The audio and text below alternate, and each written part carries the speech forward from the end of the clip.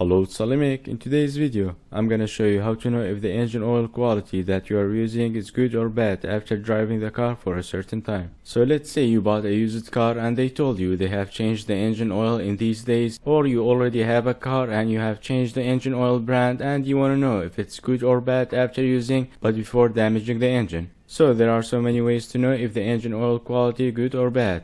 After 1,000 miles, if it changed color right away, it's a bad quality oil, according to API, American Petroleum Institute. On every oil bottle, oil viscosity and API always mentioned, but with commercial oils, it's written on the bottle, but it's not in the oil. So when the oil heats up to engine operating temperature, the oil loses its property and gets thinner, or most of the time vapors a lot. So that's why having oil catch can is very important to have on your car's engine to catch all the vapor. Every oil brand has some vapor when the engine gets to operating temperature, but with bad quality oil, you will get more vapor. If you don't have oil catch can on your engine and using bad quality oil, it will build up a lot of carbon on the intake valves and piston head, causing low fuel efficiency and engine power reduce. And if it's more heavy carbon buildup, it will jam up the intake valves and the piston will damage it and bend it. Because it didn't get back to its position according to its timing, then your engine will need rebuilding. I have a detailed video how I installed oil catch can on my 2017 Toyota Camry.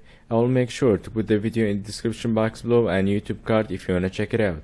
Alright, now I'm gonna show you how much oil catch can collected with a commercial oil only in 1,000 miles, even though I use same viscosity 0W20 synthetic oil and same API SN. So after I saw the oil changed color that fast only in 1,000 miles and collected that much oil in oil catch can, I immediately thought about changing the oil before causing any issue in the future. So I went back to use Toyota's 0W20 synthetic oil. And here's the result with Toyota synthetic oil 0W20, that much oil being collected with oil catch can in 5,000 miles. In my opinion, it's a good result to vapor that much oil from 4.5 liters of engine oil. But if you compare it with bad quality oil, it collected that much in 1,000 miles only. I'm sure with the bad quality oil, it would collect more oil if we let it run till 5,000 miles. Because more we use bad quality oil, more it loses its quality and build up sludge in the engine. That's why I didn't let it run with the bad quality oil till 5,000 miles like I did with Toyota's oil.